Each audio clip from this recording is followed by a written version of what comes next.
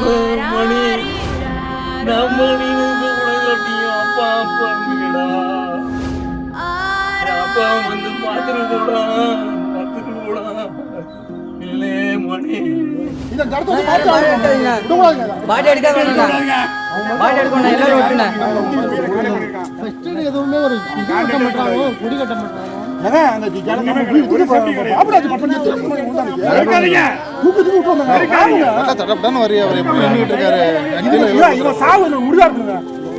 மணி அப்பாவை வந்து ஒரு தடவை பாத்துட்டு போடா. எப்பவுமே அப்பா அப்பான்னு சுத்தி சுத்தி வருவியே, இப்போ ஒரே ஒரு தடவை அப்பா கேக்குறேன் வந்து பாத்துட்டு போடான்னு மகனை பறி கொடுத்த தந்தை கதறி அழுதுருக்காரு. பாக்கும்போது மனச நொறுங்க வைக்கிற காட்சிகளா இருக்குங்க.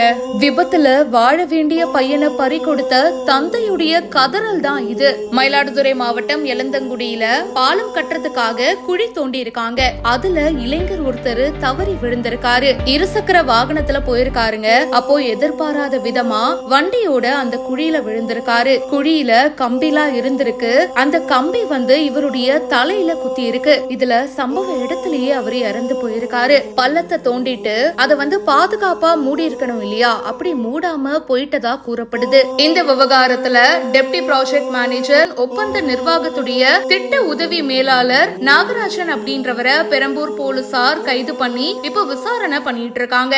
அந்த பள்ளத்துல விழுந்துதாங்க இவர் இப்போ இறந்து போயிருக்காரு. அவருக்கு 25 வயசு தாங்க ஆகுது. வாழ வேண்டிய வயசுல இப்படி இறந்து போயிட்டாரேன்னு மகனை நினைச்சு இந்த தந்தை கதறி அழறாரு. இந்த வீடியோ பார்க்கும்போது கண்களை குளமாக்குது. இந்த வீடியோ பத்தின உங்களுடைய கருத்துக்களை ஷேர் பண்ணுங்க.